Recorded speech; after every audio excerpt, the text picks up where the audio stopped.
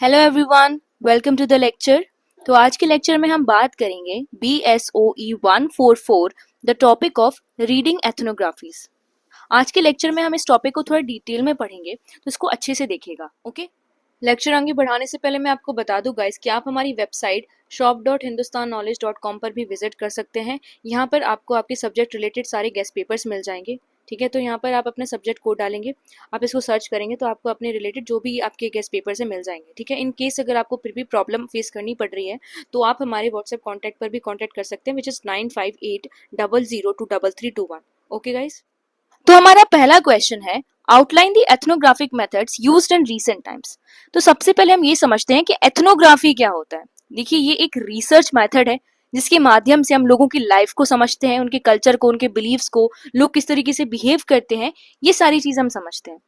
और ये हम कैसे समझते हैं? By observing and interacting with them. हम उनको ऑब्जर्व करते हैं, उनके साथ डायरेक्ट इंटरेक्ट करते हैं और इन चीजों को बेहतर समझते हैं। ऑलराइट, अगर हम बात करें एथनोग्राफी के यूज की, तो ये कहाँ कहाँ यूज होता है? सोशलॉजी में भी इस्तेमाल होता है इस रिसर्च मेथड का, एंथ्रोपोलॉजी में भी इस्तेमाल होता है, एजुकेशन, बिजनेस, हेल्थ स्टडी, यहाँ पर हम एथनोग्राफी मेथड का इस्तेमाल करते हैं। अगर हम रिसेंट टाइम की बात करें तो जो हमारा एथनोग्राफी है, एथनोग्राफिक मेथड है, उसमें बहुत चेंजेस आए हैं। चेंजेस क्यों आए हैं? क्योंकि टेक्नोलॉजी आ गई है, ठीक है, ग्लोबलाइजेशन हो गया है, इन सारी चीजों की वजह से बहुत चेंजेस देखने को मिले हैं। तो रिसर्चर अभी क्या करते हैं, ये ट्रेडिशनल और मॉडर्न टेक्निक्स दोनों का ही यूज करते हैं इन्फॉर्मेशन को कलेक्ट करने के लिए। ओके, तो सबसे पहले समझते हैं पार्टिसिपेंट ऑब्जर्वेशन। नाम से ही पता लग रहा है, देखिए पार्टिसिपेंट ऑब्जर्वेशन, यहाँ पे जो रिसर्चर होता है, ठीक है, वो खुद जिनको वो स्टडी करना चाहता है उनके साथ में टाइम स्पेंड करता है, उनके साथ में रहता है, उनकी जो डेली एक्टिविटीज है उनमें पार्टिसिपेट करता है। अब इन सब चीजों से होगा क्या? इन सब चीजों से ये होगा कि वो उनके जो कल्चर है, उनके कस्टम्स होते हैं, वो किस तरीके से अपनी जिंदगी व्यतीत करते हैं, इनको वो बहुत अच्छे से समझ पाएगा, क्योंकि वो खुद ही उसका पार्ट बनने जा रहा है। समझ रहे हैं? फिर इंटरव्यू, यहाँ पर रिसर्चर फॉर्मल और इनफॉर्मल इंटरव्यूज को कंडक्ट करते हैं ताकि हमें डिटेल इन्फॉर्मेशन मिल पाए। ठीक है, ओपन एंडेड क्वेश्चन किए जाते हैं ताकि जिनका भी हम इंटरव्यू ले रहे हैं, जिनको हम स्टडी कर रहे हैं, उनके ओपिनियंस, एक्सपीरियंसेस, फीलिंग्स, उनके क्या बिलीव्स हैं, सब कुछ थोड़ा डिटेल में हमें पता चल पाए। ऑलराइट, फिर फोकस ग्रुप डिस्कशन। अब इसमें क्या होता है कि यहाँ पर एक स्मॉल ग्रुप बनाया जाता है, ठीक है, और फिर एक टॉपिक चूज किया जाता है जिस पर डिस्कशन करते हैं। ठीक है, तो यहाँ पर अगर मान के चलिए 5 लोग हैं, इन 5 लोगों का एक ग्रुप बनाया जाएगा और इनको कोई भी टॉपिक दे दिया, मान के चलो इनको क्राइम से रिलेटेड कोई टॉपिक दे दिया, फेमिनिज्म से रिलेटेड टॉपिक दे दिया। ठीक है, अब इन 5 लोगों की राय देखेंगे हम, ठीक है, कि इन 5 लोगों में से मान के चलिए ABCD है, E, ठीक है, ये क्या बात करता है फेमिनिज्म के ऊपर, या ये क्या बोलता है फेमिनिज्म के ऊपर, तो इनके अलग अलग ओपिनियन हमको देखने को मिलेंगे और हम यही चीज ऑब्जर्व करते हैं। ठीक है, इससे हमें क्या पता चलता है? Understanding the views of community on social, culture and economic issues, कि किस तरीके से लोग सोचते हैं एक पर्टिकुलर टॉपिक पर। Then digital ethnography. आज क्योंकि सभी लोग इंटरनेट बहुत वाइडली यूज करते हैं, ठीक है, तो उनके जो ओपिनियंस हैं, जो भी उनके व्यूज है, वो इंटरनेट के थ्रू शो करते हैं। जैसे हमने देखा होगा ट्विटर पे, जो जब भी कोई आउटरीच होती है तो वहाँ पे हैशटैग चल जाते हैं। ठीक है, तो लोग क्या कर रहे हैं, अपने बिलीव्स, ओपिनियन वहां पर शो कर रहे हैं। तो ठीक है, तो डिजिटल एथनोग्राफी में क्या होता है, रिसर्चर लोगों के बिहेवियर को सोशल मीडिया प्लेटफॉर्म पर देखते हैं, स्टडी करते हैं, वहां पर ऑनलाइन कम्युनिटीज में ब्लॉग्स होते हैं, वेबसाइट्स होते हैं, लोग यहाँ सोशल मीडिया प्लेटफॉर्म डिजिटली कैसे बिहेव कर रहे हैं, इन सारी चीजों को ऑब्जर्व करते हैं हम डिजिटल एथनोग्राफी में। Okay, then audio and video. तो मॉडर्न रिसर्चर जो है वो यहाँ पर जो ऑडियो रिकॉर्डर्स हैं, कैमराज हैं, मोबाइल फोन्स हैं, इन सबका इस्तेमाल करते हैं, ठीक है, ताकि डेटा कलेक्ट हो पाए। कैसे? इंटरव्यूज जब वो ले रहे होते हैं तो इंटरव्यूज को रिकॉर्ड करते हैं, कॉन्वर्जेशंस रिकॉर्ड करते हैं, जो डेली एक्टिविटीज है उसको कैमरे के थ्रू या ऑडियो रिकॉर्डर्स के थ्रू रिकॉर्ड करने की कोशिश करते हैं। अब इन सब चीजों से क्या होता है, हमें एक एक्यूरेट इन्फॉर्मेशन मिलती है। ठीक है, और फिर जब हम डेटा को एनालाइज करते हैं तो उसमें भी हमें काफी हेल्प होती है।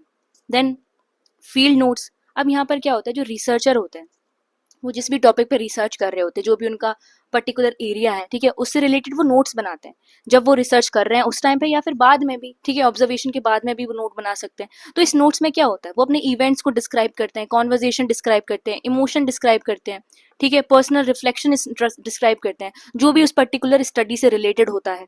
ठीक है, तो हम कह सकते हैं कि जो फील्ड नोट है वो एथनोग्राफिक रिसर्च का एक बहुत इसेंशियल पार्ट होता है। Then case study method. देखिए, ये जो केस स्टडी मेथड होता है, यहाँ पर कोई भी टॉपिक जो रिसर्चर चूज करता है उसके बारे में बहुत डिटेल में स्टडी करनी होती है। ठीक है, कोई भी मान के चलिए, अगर आप एक पर्सन के ऊपर भी स्टडी कर रहे हैं, फैमिली के ऊपर स्टडी कर रहे हैं, किसी ग्रुप के ऊपर स्टडी कर रहे हैं, कम्युनिटी के ऊपर स्टडी कर रहे हैं, ठीक है, तो आपको बहुत ग्रेट डिटेल में जाना पड़ेगा। ठीक है, ये केस स्टडी मेथड इसीलिए क्या होता है ना कि बहुत टाइम लेता है रिसर्च के दौरान, क्योंकि केस स्टडी मेथड में बहुत सारी डिटेल्स कनेक्ट करनी पड़ती हैं। कोई भी अगर एक मुद्दा, अगर आप एक इशू को अगर आप स्टडी कर रहे हैं, कोई भी टॉपिक स्टडी कर रहे हैं, तो आपको उसका 360 देखना होता है। ऑलराइट, तो इसलिए यहाँ पर केस स्टडी जो मेथड होता है बहुत टाइम भी कंज्यूम करता है। देन विजुअल एथनो, यहाँ पर फोटोग्राफ्स, वीडियोस, मैप्स, ड्राइंग, इन सब का इस्तेमाल किया जाता है ताकि हम लोग अपनी बेटर अंडरस्टैंडिंग क्रिएट कर पाएं। जैसे कि अगर आपने देखा होगा जो डॉक्यूमेंट होती हैं, डॉक्यूमेंट्रीज होती हैं, ठीक है, जो रियल स्टोरी पे बेस्ड डॉक्यूमेंट्रीज होती हैं, वहाँ पे वीडियोस का इस्तेमाल किया जाता है, मैप्स का इस्तेमाल किया जाता है, ग्राफिक्स का इस्तेमाल किया जाता है। ठीक है, इस चीज़ से क्या होता है, इन चीज़ों से होता क्या है कि हमारी जो अंडरस्टैंडिंग है किसी एक पर्टिकुलर टॉपिक को लेके वो बहुत अच्छी हो जाती है, और भी अच्छी हो जाती है, एकदम क्लियर हो जाती हैं चीज़ें। ठीक है, तो विजुअल एथनोग्राफीज में यही सारी चीज़ें आती हैं। देन तो कंक्लूजन में भी यही बताया गया है कि जो रीसेंट एथनोग्राफिक मेथड्स हैं, ठीक है, ये भी किस चीज को कंबाइन करके बनाए गए हैं, ट्रेडिशनल ऑब्जर्वेशन और मॉडर्न टेक्नोलॉजी को। ठीक है, जैसे हमने पढ़ा था कि पार्टिसिपेंट ऑब्जर्वेशन, इंटरव्यूज और डिजिटल एथनोग्राफी एक्सेट्रा, इन सब से क्या होता है, हमें रिच और रिलायबल इन्फॉर्मेशन मिलती है अपने समाज के बारे में। ठीक है, और इस इन्फॉर्मेशन के बेसिस पर फिर हम क्या करते हैं, अपने समाज की जो कल्चर है, बिहेवियर है, सोशल रिलेशनशिप, इनको और भी अच्छे से समझ पाते हैं। Alright, next question is describe the various stages of feminist ethnography. देखिए, फेमिनिस्ट एथनोग्राफी का मतलब क्या होता है, ये एक रिसर्च मेथड है। ठीक है, जहां हम लोग लोगों की लाइफ्स को, कल्चर को, सोसाइटी को स्टडी करते हैं from a feminist point of view. ठीक है, एक फेमिनिस्ट पॉइंट ऑफ व्यू से हम सारी चीजों को देखने की कोशिश करते हैं। ठीक है, यहाँ पर जो फोकस होता है वो फोकस ये रहता है कि हम जो एक्सपीरियंसेस है वुमेन्स के, उनको समझ पाएं। ठीक है, या फिर जो मार्जिनलाइज ग्रुप है उनके एक्सपीरियंसेस को समझ पाएं। जैसे ट्रेडिशनल एथनोग्राफीज जो हुआ करती थी, ठीक है, उनसे थोड़ा अलग है ये, क्योंकि फेमिनिस्ट एथनोग्राफीज में equality, respect, voice of participant, इन सब को इंपॉर्टेंस दी गई है।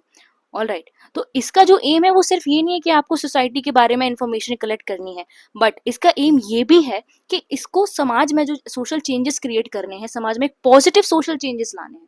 ठीक है, तो पहला देखते हैं सिलेक्शन ऑफ रिसर्च।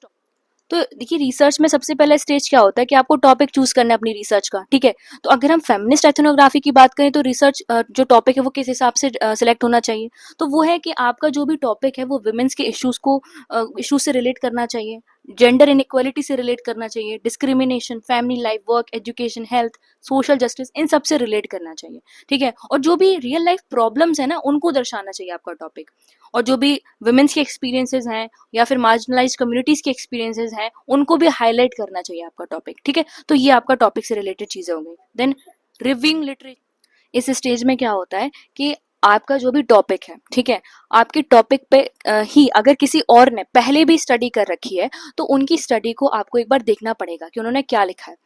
ठीक है, मान के चलिए आपका टॉपिक था फीमेल एजुकेशन। ठीक है, और इसी टॉपिक पे आपसे पहले बहुत सारे रिसर्चर्स ने अपने स्टडी कंडक्ट कर रखी है। ठीक है, तो आपको उनके रिसर्च पेपर को स्टडी करना पड़ेगा। अब इस चीज से होगा क्या, इस चीज से होगा ये कि आपकी खुद की नॉलेज यहाँ पर थोड़ी स्ट्रांग होगी, आप खुद समझ पाएंगे कि जो फीमेल एजुकेशन है उसके बारे में अलग अलग लोग क्या कहते थे। ठीक है, और दूसरा ये होगा कि जो रिसर्च गैप है आप उसको आइडेंटिफाई कर पाएंगे, मतलब ये कि आपको फिर समझ में ये आएगा, इतने सारे आप रिसर्च पेपर जब पढ़ेंगे आपसे पहले जिन लोगों ने लिखे हैं, तो फिर आपको ये पता लगेगा ठीक है कि गैप्स कहाँ रह रहे हैं, कि उन लोगों ने इन इन चीजों पे तो बात कर ली पर किस पे नहीं कर पाए वो जिस पे मैं करूंगा। ठीक है, तो यहाँ पे आपको रिसर्च का गैप समझ में आएगा, एंड देन आप उसको जो भी आपकी प्लानिंग होगी आपकी रिसर्च से रिलेटेड वो आप बेटर कर पाएंगे। तो यही पर्पस होता है लिटरेचर को रिव्यू करने का। देन एंटरिंग द, यहाँ पर क्या होता है कि जो रिसर्चर है वो जिस भी टॉपिक पर स्टडी कर रहा है, जिन लोगों के ऊपर स्टडी कर रहा है, ठीक है, उनसे जाके ये क्या करता है, विजिट करता है उनको। और ये इंपॉर्टेंट होता है कि इस स्टेज पर ट्रस्ट डेवलप हो। ऑल राइट, जिनको भी आप स्टडी कर रहे हैं उनको आप रिस्पेक्ट करें। ठीक है, उनको केयरफुली सुने कि वो क्या कहना चाह रहे हैं, उनके क्या ओपिनियन है, बायसनेस ना दिखाएं। ठीक है, फ्रेंडली एक इन्वायरमेंट क्रिएट करें ताकि जो आपके जिसको भी आप स्टडी कर रहे हैं वो एक कंफर्टेबल इन्वायरमेंट फील करें आपके आसपास। ऑल राइट, इससे क्या होगा कि वो अपने ओपिनियंस और भी अच्छी तरीके से एक्सप्रेस कर पाएंगे। देन डेटा कलेक्शन, यहाँ पे जो डेटा है उसको अलग अलग मेथड्स के थ्रू कलेक्ट किया जाता है, जैसे कि participant observation, interviews, group discussions, life histories और फील्ड नोट्स के थ्रू। हमने इनके पहले बात भी की है इनके ऊपर, ठीक है। तो यहाँ पर जो पार्टिसिपेंट्स हैं उनको इनकरेज किया जाता है कि वो अपने पर्सनल एक्सपीरियंसेस को भी शेयर करें, अपनी फीलिंग्स को, अपने ओपिनियंस को, बिलीव्स को, इन सबको शेयर करें, ठीक है। और इसी हिसाब से जो रिसर्चर होता है, जो जेंडर रिलेशन है उन पर थोड़ा ज्यादा अटेंशन देता है, ठीक है। Gender relation, power differences, social inequalities, ठीक है, इन सब चीजों पर। देन रिफ्लेक्शन एंड रिफ्लेक्ट, देखिए रिफ्लेक्सिबिलिटी एक बहुत ही इंपॉर्टेंट फीचर है अगर हम फेमिनिस्ट एथनोग्राफी की बात करें। कैसे?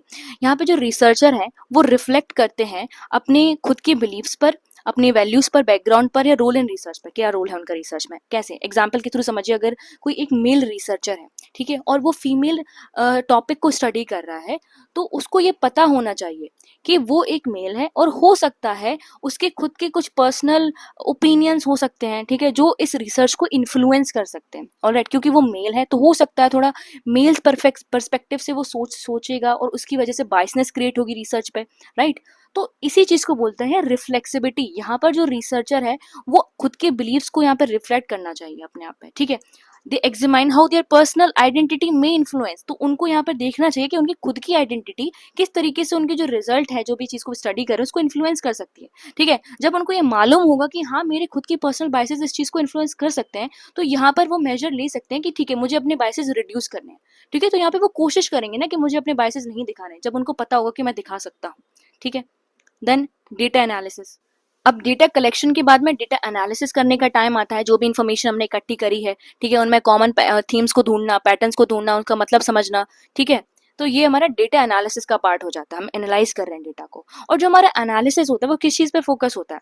इसका फोकस होता है on understanding women's lived experiences, जो वुमेन के एक्सपीरियंसेस होते हैं उन पर, जेंडर डिस्क्रिमिनेशन पर, क्योंकि हम याद रखिए ना कि जो फेमिनिस्ट एथनोग्राफी में क्या मतलब है कि हम फीमेल पर्सपेक्टिव से चीजों को देखने की कोशिश करते हैं, फेमिनिस्ट पर्सपेक्टिव से चीजों को देखने की कोशिश करते हैं। तो अगर हम पे कोई भी डेटा है, ठीक है, तो हम उसको एक फीमेल पॉइंट ऑफ व्यू से देखने की कोशिश करेंगे, जेंडर डिस्क्रिमिनेशन उसमें नोटिस करने की कोशिश करेंगे, सोशल स्ट्रक्चर देखेंगे जो कि हमारी लोगों की लाइफ को इफेक्ट करता है, ये सारी चीजें। Then writing and presenting finding.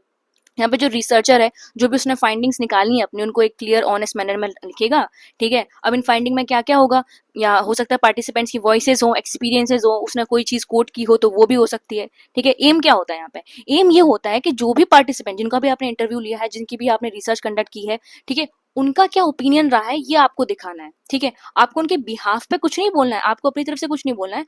उन्होंने क्या बोला है, उनके क्या एक्सपीरियंस रहा है, उनके क्या बिलीफ ओपिनियन रहे हैं, वो आपको प्रेजेंट करने हैं बस। Alright, then promoting. अब फाइनल स्टेज क्या होती है कि जो भी हमने रिसर्च कंडक्ट की है, जो भी रिजल्ट हमें मिला है, अब उस रिजल्ट के थ्रू क्या करना है, हमें अवेयरनेस क्रिएट करनी है, सोसाइटी को इम्प्रूव करना है, ठीक है। जो भी फाइंडिंग्स हमें मिली है उसकी मदद से हम जो पॉलिसी मेकर्स उनकी हेल्प कर सकते हैं, ठीक है, ताकि बेटर पॉलिसीज वो बनाए, ठीक है, जेंडर इक्वलिटी क्रिएट कर पाए समाज में, वुमेन्स को एम्पावरमेंट मिले, ये सारी चीजें।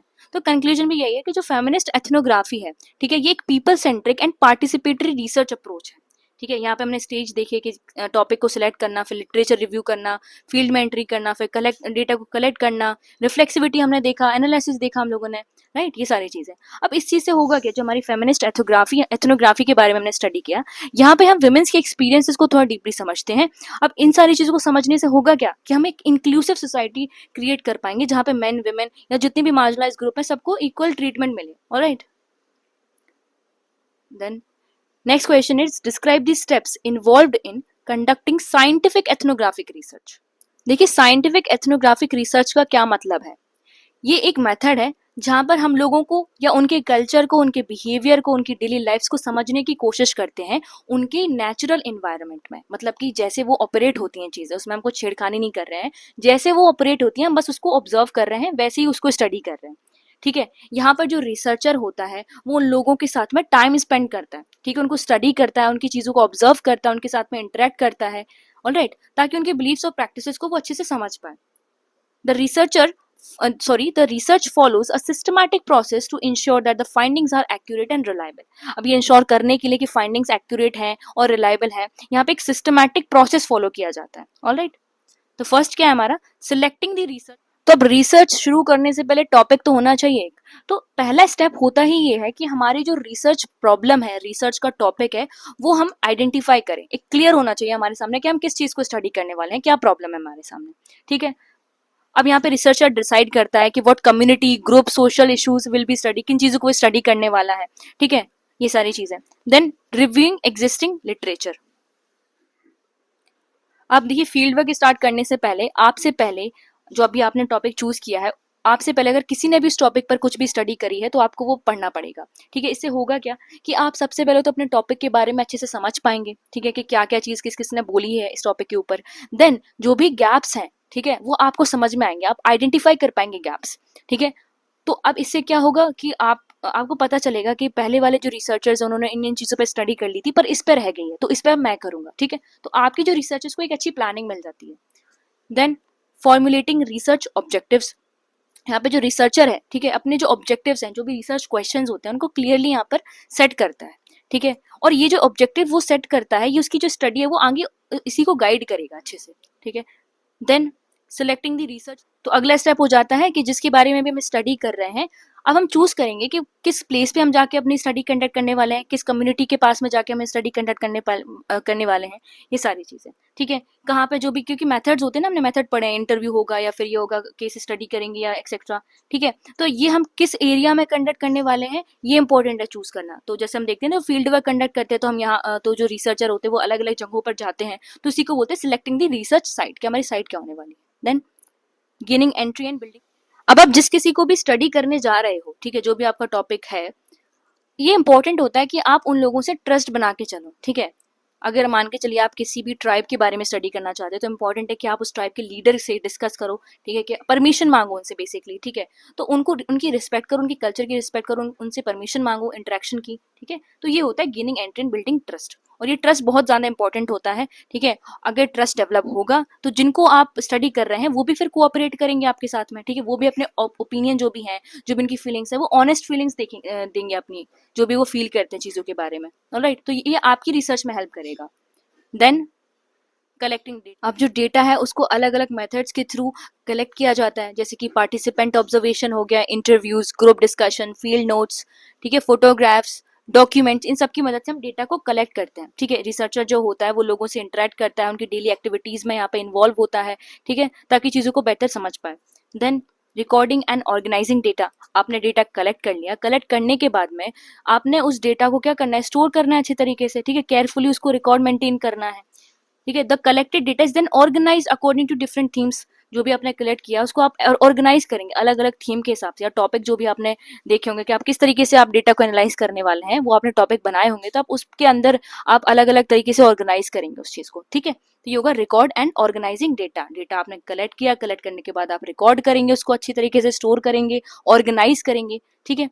Then analysing and interpreting data. जो भी आपने डेटा ऑर्गेनाइज कर रखा है बाद में, फिर उसमें आप पैटर्न्स को आइडेंटिफाई करने की कोशिश करेंगे, सिमिलैरिटीज क्या है चीज़ों में, क्या डिफरेंसेस हैं, कल्चरल मतलब क्या निकलते हैं जो भी आपने डेटा देखा होगा उसमें, ठीक है। तो आप क्या कर रहे हैं, एनालिसिस कर रहे हैं अपने डेटा की। The findings are interpreted based on the research objective and supporting evidences, ठीक है। इंटरप्रिटेशन आप बनाएंगे अपने डेटा को लेके फिर बाद में। Then writing the research report. तो फाइनल स्टेप हमारा ये होता है कि जो रिसर्चर है, ठीक है, वो एक डिटेल्ड रिपोर्ट को प्रिपेयर करेगा, जहां पर वो बताएगा कि उसने किस तरीके की रिसर्च प्रोसेस को फॉलो किया है, कौन से मेथड्स फॉलो किए हैं, फाइंडिंग्स क्या निकाली हैं, कंक्लूजन क्या निकाले हैं, रिकमेंडेशंस क्या वो दे रहा है, इन सारी चीजों को। तो क्लियर और एक्यूरेट यहाँ पे अपने एविडेंस के साथ में अपनी रिपोर्ट को यहाँ पे पेश करेगा, ठीक है। तो हमने देखा कैसे साइंटिफिक एथनोग्राफिक रिसर्च जो है वो एक सिस्टमैटिक और ऑर्गेनाइज प्रोसेस को फॉलो करती है, ठीक है। यहाँ पर हमने स्टार्ट की थी रिसर्च प्रॉब्लम को सिलेक्ट करने से, और हमारा लास्ट स्टेप क्या था, फाइनल रिपोर्ट को पेश करना, ठीक है। तो जितनी भी स्टेप हमने अभी डिस्कस किए ऊपर, वो सभी इंपॉर्टेंट है, ठीक है। ये इंपॉर्टेंट है ताकि हम समझ पाए कि लोगों का कल्चर कैसा है, लोग कैसे बिहेव करते हैं, अगर हम उनको साइंटिफिकली समझना चाहते हैं तो।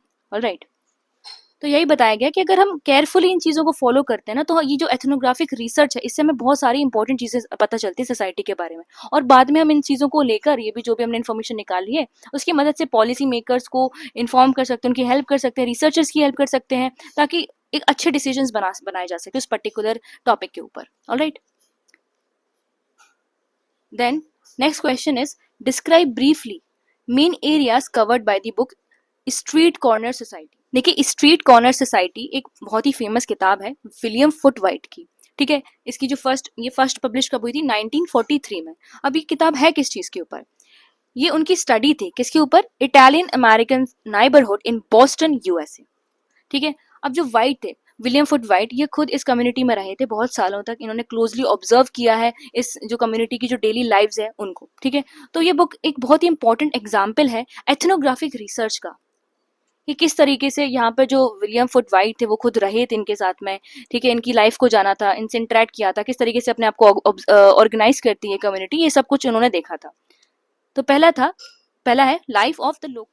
देखिए जो बुक है वो डिस्क्राइब करती है everyday life of people living in the poor neighbourhood. यहाँ पे बताया जाता है किस तरीके से जो फैमिलीज हैं, फ्रेंड्स हैं, नाइबर्स हैं, वो आपस में एक दूसरे को सपोर्ट करते हैं, ठीक है। दे आर पुअर, वो गरीब हैं, फिर भी उनकी आपस के रिलेशनशिप बहुत स्ट्रांग है, एक सेंस ऑफ बिलोंगिंगनेस उनके बीच में है। Second, street corner group. Book का एक मेन टॉपिक भी है कि स्ट्रीट कॉर्नर ग्रुप्स। अब ये स्ट्रीट कॉर्नर ग्रुप्स क्या है, इन ग्रुप्स में यंग मैन ज्यादातर देखने को मिलते थे जो कि अपना टाइम जो है वो स्ट्रीट कॉर्नर पे एक साथ बिताया करते थे। यहाँ पर वो करते क्या थे, दे टॉक, वो बात करते थे, वो गेम्स खेलते थे, आपस में एक दूसरे की हेल्प करते थे। तो they are not just wasting their time, ऐसा नहीं है कि वो टाइम पास करते हैं उस स्ट्रीट कॉर्नर पे, उनके खुद के रूल्स थे, खुद की वैल्यूज थी, खुद की फ्रेंडशिप्स थी वहां पर, ठीक है। देन सोशल बुक में बताया है कि जो कम्युनिटी है बहुत ही वेल ऑर्गेनाइज थी, ठीक है। यहाँ पर जो लोग थे वो इनफॉर्मल रूल्स को फॉलो करते थे, ठीक है। उनके खुद के लीडर्स भी थे, लोकल लीडर्स थे जिनकी बहुत रिस्पेक्ट हुआ करती थी। ऑलराइट, तो अलग अलग जो ग्रुप्स थे वहाँ पे ग्रुप्स भी डिवाइडेड थे और उन ग्रुप्स के अलग अलग रोल्स भी थे, ठीक है। तो हर किसी को पता था कि उनका काम क्या है और इसीलिए जो सोसाइटी थी वो बहुत ही ज्यादा ऑर्गेनाइज थी इस तरीके से। Then leadership and group structure. तो विलियम फुट वाइट यहाँ पे बताते हैं कि जो लीडरशिप है इस कम्युनिटी में किस तरीके से इमर्ज हुई थी, ठीक है। Some leaders guided the youth, solve dispute, represented the community. तो यहाँ पे जो लीडर्स थे, ठीक है, यहाँ पे जो भी प्रॉब्लम्स होती थी उनकी कम्युनिटी की वो सॉल्व करने की कोशिश करते थे, कम्युनिटी को रिप्रेजेंट करते थे, यूथ को गाइड करते थे। और यहाँ पे जो लीडरशिप थी वो ट्रस्ट पे बेस्ड थी, ठीक है, यानी रिस्पेक्ट पे बेस्ड थी, ability to help each other, इन सारी चीजों को यहाँ पर देखा गया था, उसको बेसिस माना गया था लीडरशिप का। ऑलराइट, देन पॉलिटिक्स एंड, तो यहाँ पे बुक में ये भी डिस्कस किया गया है कि वहाँ की लोकल पॉलिटिक्स किस तरीके से चलती थी, कि जो लोकल पॉलिटिकल लीडर्स थे वहाँ के, ठीक है, वो जो लोकल पीपल है उनके साथ कैसा रिलेशनशिप मेंटेन करके चलते थे ताकि इलेक्शन में उनको सपोर्ट करें लोग, ठीक है। तो यहाँ पे जो लोग थे वो अपने जो लोकल लीडर्स हैं, ठीक है, उनसे क्या आशा लगा के रखते थे कि ये हमको जॉब वगैरह दिलवा सकते हैं, ठीक है, ये हमारी हेल्प करेंगे, हमारे समाज में अच्छी सर्विसेज प्रोवाइड करेंगे, ठीक है, रोजगार लाएंगे, ये सारी चीजें, ठीक है। This created a strong connection between the politics and everyday life. Then economy. तो जो लोग थे, बहुत सारे लोग थे जिनको लो पेइंग जॉब्स मिलती थी, ठीक है, वो बहुत स्ट्रगल करते थे काम ढूंढने में, ठीक है। हम कह सकते हैं अनएम्प्लॉयमेंट का इशू था वहां पर उस कम्युनिटी में। पर इतने सारे चैलेंजेस के बाद भी जो लोग थे वो आपस में बहुत ज्यादा कनेक्टेड थे, ठीक है, वो आपस में एक दूसरे को सपोर्ट करते थे, एक दूसरे के साथ काम करते थे, डिफिकल्ट टाइम्स में एक दूसरे के साथ रहते थे, ठीक है। Research method. तो विलियम फुट वाइट ने यहाँ पे पार्टिसिपेंट ऑब्जर्वेशन मेथड का इस्तेमाल किया था। वो खुद उस कम्युनिटी के साथ में रहे थे, ठीक है, उन्होंने उनकी एक्टिविटीज को ज्वाइन किया था, एवरीडे लाइफ को ज्वाइन किया था, ठीक है, ट्रस्ट गेन किया था। And this allowed him to collect accurate and detail information. और इसी चीज की वजह से उनको जो भी डेटा मिला वो इतना एक्यूरेट था, इतना डिटेल था। तो हम कह सकते हैं कि जो स्ट्रीट कॉर्नर सोसाइटी की किताब थी जो विलियम फुट वाइट ने लिखी थी, एक बहुत ही वैल्यूबल बुक है, ठीक है, जिसकी मदद से हम कम्युनिटी लाइफ को समझते हैं, सोशल रिलेशनशिप को समझते हैं, लीडरशिप को समझते हैं, पॉलिटिक्स, ठीक है, और जो भी जो पुअर अर्बन नाइबरहुड थे वहाँ पे जो भी चैलेंजेस फेस करते थे लोग, उस चीज को समझ पाते हैं, ठीक है। यहाँ पे it shows that every community has its own social order and culture. Her community का अपना खुद का ऑर्डर होता है, खुद का कल्चर होता है, ठीक है, और ये बुक में अच्छे से दर्शाया गया है। And this book remains an important example of ethnographic research, क्योंकि विलियम फुट वाइट खुद वहां पर रह के खुद उन्होंने स्टडी करी थी पार्टिसिपेंट ऑब्जर्वेशन मेथड के थ्रू, ठीक है।